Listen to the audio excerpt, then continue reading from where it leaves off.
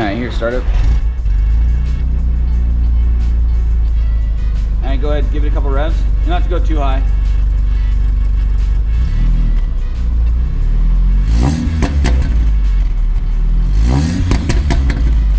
A little more.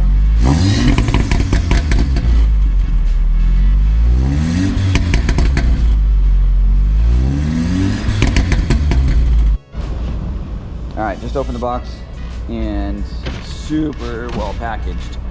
I mean, they did a great job separating all the pieces, wrapping in foam. Got a little plate frame action we'll toss on. Stickers, looks like an extension harness for one of the valve actuators, so we'll have to figure out which side that goes on. And then so we got the couple components here. We got the mid section, and we got our rear section, clamps. Right on, let's get this one done.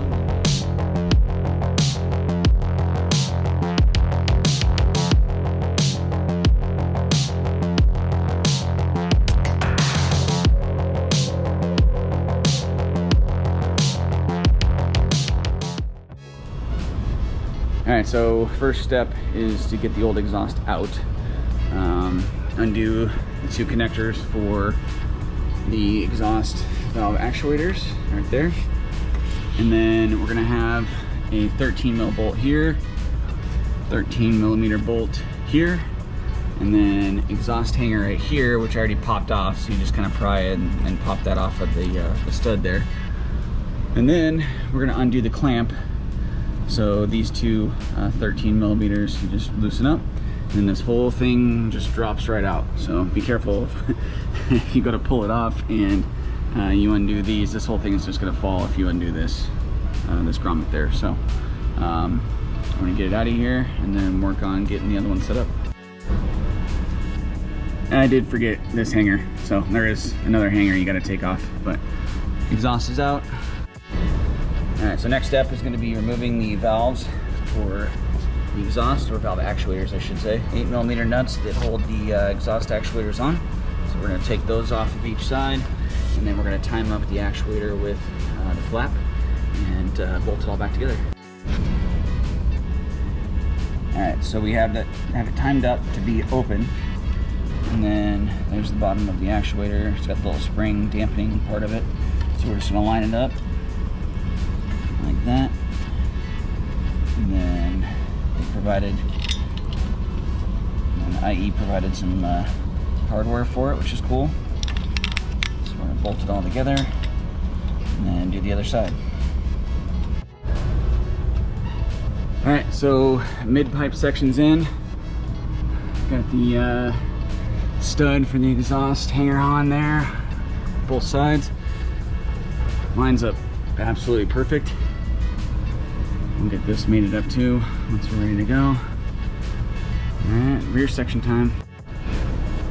Alright, so this fought us a little bit. We should have installed the adapter spacer piece first and then put the rear section on. So we had to take it back off, install this on the downpipe, and then the stepper clamp on both sides, and then put the rear section in. Now it's perfect and everything's lined up great. Fitment is on point. I mean, there's no hitting anywhere. You move it back and forth. It just, I mean, it clears super good, and it'll expand too. So as stainless steel heats up, it actually will start expanding and pulling back a little bit. So if we set it back just a tiny bit, it's going to give us some room to move out. Valves lined up perfect. I forgot to mention it, but I did have to bend the tabs just a small amount to get these to line up perfect, to get the screws through and not strip them. But that's perfect there. Got the adapter here for the factory harness to the motor, and the drive motor for the flap. So I just zip tied it out of the way right here, so it should be fine there. This one turned out great too. So that was the one I had to bend just a tiny bit, just had to go in a little bit to not strip out, but everything's perfect, torqued down, and the tip fitment is awesome. I mean, we got them really good. It took a while to get everything adjusted, but they look really good. Hid the bolts up on top. So little pro tip, just tuck those up under there, That way you don't see them hanging down. But all right, time for first start.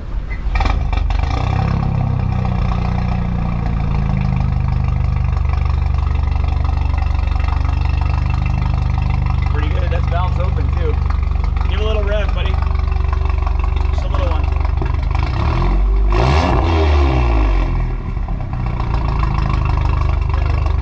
Try again.